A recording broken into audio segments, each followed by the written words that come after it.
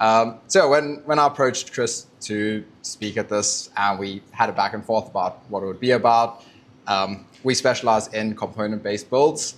I found out Alessia was doing a component-based build. I did not want to be outshined on my first talk. You can join me for the next talk. Maybe. So Chris suggested maybe just speaking about my agency journey, and I thought, as much as I don't want to stand here for 20 minutes talking about myself, I don't want to be outshined, like I said, so I'll do that. So yeah, a bit about my background, how I got to where I am. I left school, I actually studied law and worked at a law firm while I studied. Very weird career change. About 3 or 4 years in, I decided law's not for me. I didn't want to spend my whole life doing that. So that was 2017 to 2022. So 2021, I decided I'm going to start learning Java because front end was not as badass as back end. So yeah. Then naturally, as I'm sure everyone in this room knows, once your friends hear you're doing computer stuff, they all need a website. So friend after friend, I built a website by piecing together code pens. And they were hideous. I was proud of them at the time. I look back now, completely cringe, but it got me to where I am now. So yeah. Then Webflow. So I was on YouTube, probably looking for a tutorial on how to change a color in CodePen, and I found Webflow. Like I'm sure a lot of people in here did speedrun Flux Academy because that's like the starting point. And yeah, started my freelance journey. From there, I met James, who I know a few of you know, James Batty, who I met in a get-rich-quick scheme community where the two of us had absolutely no marketable skills, no experience in the industry, and thought we'd be making 10K within 3 months. Spoiler alert, we didn't. But we did become freelancers, and yeah, we just stayed in touch for the next 2 years. We had full-time jobs on and off, we were freelancing on and off, we did a lot of projects together, and eventually decided to start an agency together because it felt like the natural next step. So James, in November 2023, went full-time at YesChef. I had a pretty chill job, and I kept it, which would essentially fund YesChef while he puts all his energy into it, and I put half my energy into it. Then 3-4 months later, February 2024, I got a call from my boss that we've lost our biggest client and are made redundant with immediate effect. So I just moved from South Africa to Croatia, blown all my savings on that, thought I had a cushy job, thought James and I were like set for the next few months, and then panic. So yeah, then we're at the crossroads. I called James straight off the call and I said, I just got laid off. What are we going to do? Do I get another job, or do we just essentially live off very little for the next few months and see where this goes? And luckily, being young and naive, we went all in, which I think if we knew what we're in for, we would have made a very different decision back then. Luckily, we didn't. So from there, James and I are like, next step, obvious step, we need leads because that's how we're going to get profit. And so we're like, James is in rural France, I'm in Croatia, neither are tech hubs. So I'll pull up a Google tab and I'm like, biggest tech hubs in Europe. Naturally, London comes up first. It's like, my whole life, I've never been to London, but my whole life, everyone's complaining about the weather. I'm not going to London. Amsterdam second. So I'm like, nice. Amsterdam must have great weather. So I went there. And then, yeah, this is what some people might call rock bottom. James and I called it chapter 1 as a coping mechanism. So I spent the next 4 weeks in Amsterdam. We were not making a lot of money. I stayed in hostels, ate as little as possible to survive, spend my evenings reaching out to people on LinkedIn, just being like, hey, I'm in Amsterdam seeing a client. Absolute lie. Do you want to grab coffee while I'm here? more people responded than I thought. And so, yeah, I did a lot of coffees, probably spent more on coffee than I spent on food. And yeah, the true rock bottom was 4 weeks in, I ran out of money and had to ring James up and ask him for 50 quid to get a bus back to his house, which he was very kind and he didn't leave me in Amsterdam. And after 4 very long, brutal weeks in Amsterdam, we had absolutely nothing to show for it. So naturally, we were hopeless and depressed and at a loss for where we're going to go from here. And then suddenly, we just got a couple of small lucky breaks, one big one. We got a really big retainer client through Webflow Experts, who's still with us 2.5 years later. Naturally, we bigged ourselves up, fibbed a little bit, like we all do, to win our first clients, and they went with us. And they pretty much kept us going through the months where things got really tough. And then a few other small things like agency friends sending us work they didn't want to take on, and just a lot of small lucky breaks that I guess you create your own luck in a sense. So yeah, and then by some miracle, year 1 was profitable. And year 2, we 3x'd our year 1 revenue, and this year we're on track to double our year 2 revenue. So we have pretty steady, consistent growth, which is always good. Now, that's my story. Here's the 3 main lessons I've learned. I don't think it's anything glamorous. I think you probably already know these things. I was told these multiple times when I started, never listened. So here we go. First one, you'll never be ready, just start. And the lesson 1.1 is I truly believe there's no such thing as adults in this world. Meaning we are obviously adults by age, but I think when you're a kid, you look at your parents and your uncles and aunts and their friends, and you're like, wow, an adult, grown up, has a house, has everything together. And then you become one, and I think we can agree, not very true. Yet we still tend to look at people ahead of us in like career or any aspects of life, and you idolize them to an extent. But then when you actually meet them, that's where the saying, never meet your heroes comes from, because you realize they're just humans. They don't know what they're doing either. We're all just taking guesses here based on experience and hoping they work out. So yeah, everyone has different circumstances, but I truly believe if anyone can do something and it's been done before, you can do it too. Lesson 1.2 is how I think we made it through year 1 was just reducing the cost of mistakes. So the trick isn't to never make a mistake, that's impossible, but how many mistakes can you make at the lowest possible cost per mistake?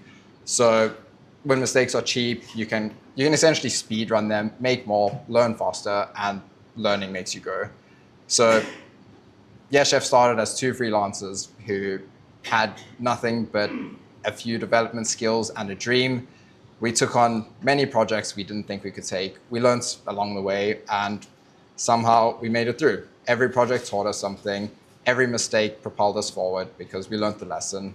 And yeah, it's just how the game goes.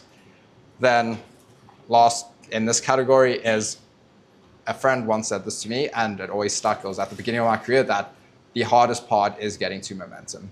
And the more I think about it, I think it's in 2 parts. One, it's hard because you don't actually know how long it's going to take. Like, are you going to get to momentum next week, next month, 6 months, 2 years? Like, it could take any amount of time. And why it's hard for the second reason is you don't actually know when you've hit momentum, because you get 1 project, then 2 projects, then maybe you're not at momentum, maybe it dies, or maybe that is the momentum. And you only truly know when you look back that you're in that space. So I think the trick is how long can you live in that uncertainty of things not working, but you believe they are going to work. And the longer you can do that, the bigger the reward. Then lesson 2 is I think business is a game of whoever can do the boring thing for the longest without getting bored is going to win. And I learned this the hard way. All these lessons I learned the hard way. Like, there are no cheat codes. When James and I started, we're both developers. We kind of realized a few months in, we can't both be lead developers at the agency when there's only 2 employees. He's a much better developer than me. And by default, I became the business development guy, having never done business development before. So yeah, most of my time was spent searching for that magic formula that one week we would just unlock rapid agency growth. Did not find it.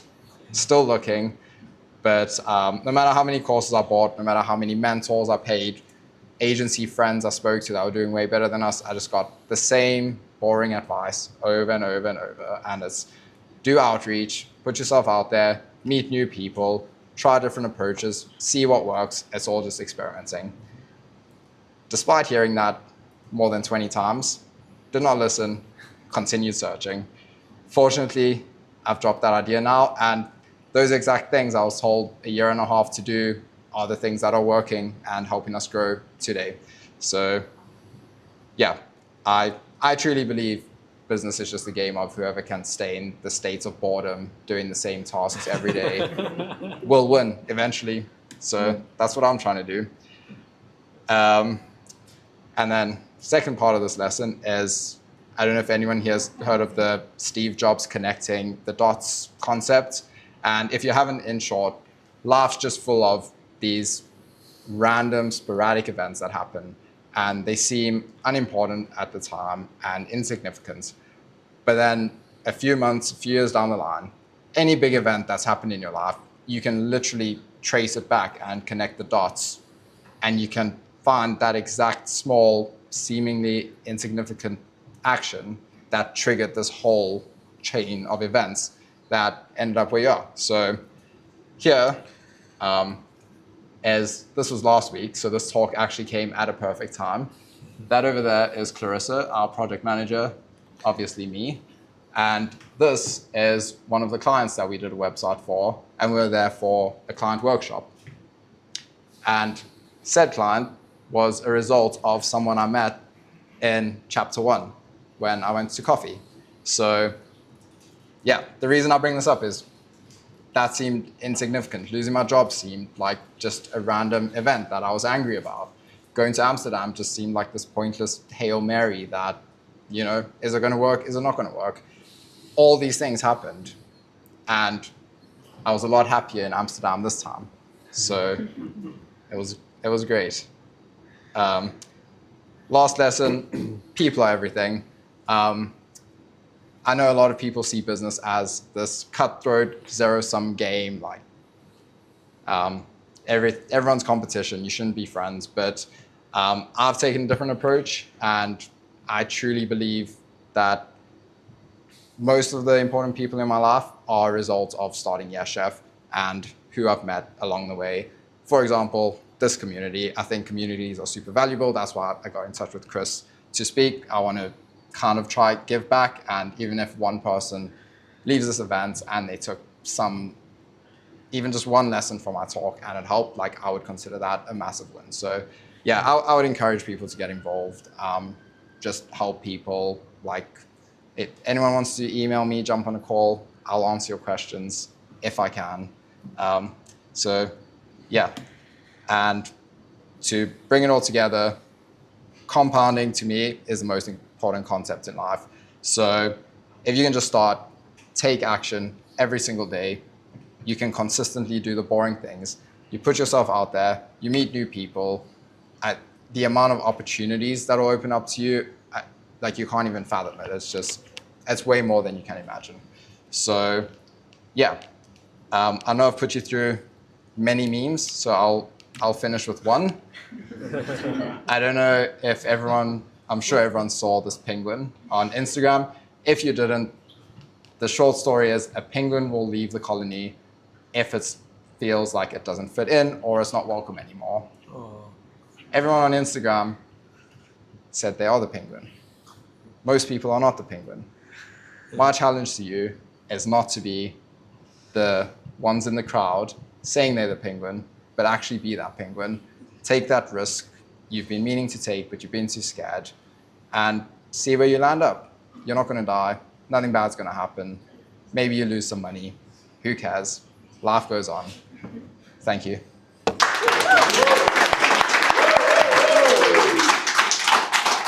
Really good.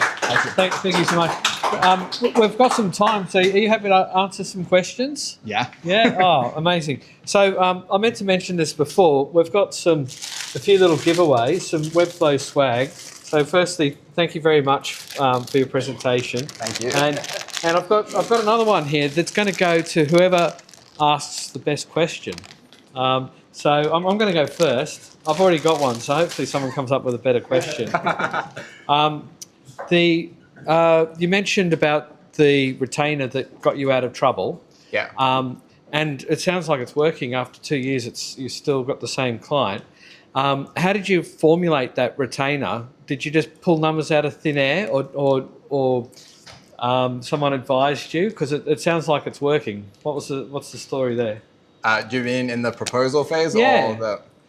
Or we put together a pitch deck very similar to this. It ended with a meme that said thanks, with a T full stop Hanks and a photo of Tom Hanks. Would highly recommend that sales strategy. Wow.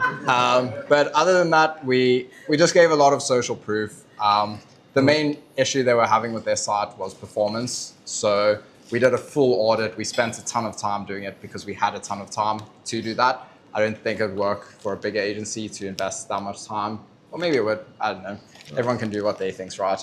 But yeah, it was just really proving that we knew. And the commercials of the retainer, have they had to be adjusted over the 2 years? Or you got it right first go? It's pretty much just an hour. They give us tasks, we spend the hours, they pay us for the hours. And it's been working, so don't change a good thing. Yeah, nice one. Okay, I like it. Questions?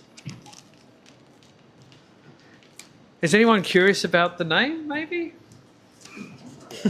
I'll ask the question. Yes, chef.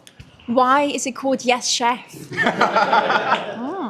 Hey, that's a good question. Hannah. So James loves cooking, and when James and I were two freelancers, and we'd ask each other for something like, can you do this on this project? We'd say, yes, chef.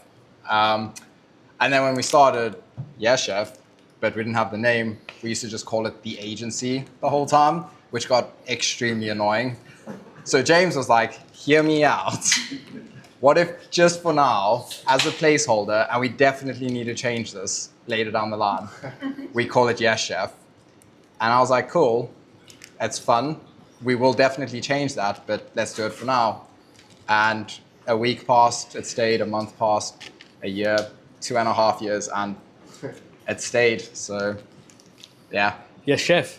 Yes, chef. Any more questions? Yeah, Jimmy. So are you and your team fully remote at the minute? Yeah. Yeah. How do you have any like tips or learnings on like growing, keeping the team like interested when everyone's like fully remote, and how do you like manage that? Yeah, that has been the biggest challenge so far. One thing's daily stand-ups we found are super important. We also do a Monday morning, we call it a town hall, where everyone meets together. We do a Friday show and tell where you just jump on, everyone shows cool stuff they've been working on that week. We do like, if someone requests it, we'll give them a co-working space just so they can go into an office, even though it's not with the team, they'll have that form of connection. And yeah, just a lot of syncing, honestly, which that was a mistake we made when we started, is we try to be fully autonomous and it just doesn't work. So yeah, we lean more towards more calls rather than less. Nice one. Oh, I know we've got a couple more. I was going to say, if there's no more questions, that will give us time to have a quick break to grab a drink. But maybe we can do both. Yeah, firstly, thank you very much. Super interesting story. I think, you know, when you said about you were asking for 50 quid for the bus, and it was all very unplanned, but you've ended up being successful. How has that now changed into a successful agency? Like, how much do you plan versus how much is still kind of consequential on your previous action? Well, I've never had to ask James for 50 quid again, which is a good start. Got a lot better. That was like a couple of months into the agency, had no idea what we're doing. I've gotten a lot better at finances. we use actual accounting software now where we can like project our runway, how much projects we have like secured, what's in the pipeline. So yeah, we try to have a healthy runway and just, yeah, kind of stay on top of things so we can catch buses whenever we want without relying on a friend. Yeah, good question. I think one last one, Davil? Yep, there we go. I mean, it's actually two. But like, why building an agency? Why did you decide not to stay freelance or find another job at a time? That's a good question. Honestly, I think we just ego. We just wanted to build something cool, something that we're proud of, and yeah, just grow something. There's no. I think also like with freelance, it's easier to make money initially, but you inevitably hit a roof. Like there's only so many hours you can work. There's only so much you can raise your rates until people are like, that's just ridiculous. So yeah, eventually you do hit a roof with like an agency. You just hire another person and another person and another person. So yeah, it was really just trying to overcome that and rather like going through that beginning struggle with infinite upside versus like easily making money at the beginning, but then you kind of hit that roof later down the line. So yeah. So what is the thing that mainly motivates you to do this now? This sounds cheesy, but it's genuinely not money. Like we need money as an agent, as a company. Any company needs money. We need to be profitable. But like I said, people have honestly been the best part of this journey. Like I've made so many friends, like whether it's just freelancers or agency owners or even the people at Webflow, like that everyone's just been great. Like I think people are way more helpful than you imagine. And like if you just make the effort and you be a good person and you're just helpful, people just like you and you just kind of live like a fulfilling life in that sense. Again, I know it sounds cheesy, but that's genuinely why I would never want like a job where I never meet anyone, because it's just I was talking mainly about Ben. So you would do it again like that? Probably if I didn't know what I was in for. Excellent. Well, thank you very much, Brand. Do you want to choose the winner for the question? His first question was good. Got me thinking. Well, yeah, I've got the first question was me. I've already got one of these. Devor's first question. Oh, yeah, well, have you got one of these? I don't. You don't? Well, there you go. Thank you very much. Excellent. Look, we need to thank you very much. Thank you. London Webflow.